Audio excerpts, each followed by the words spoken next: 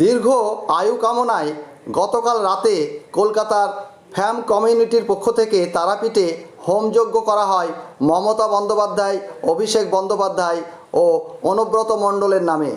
বীরভূমের তারাপীঠ থানার মা তারার মন্দিরে হোমযজ্ঞ করা হয় শনিবার রাতে।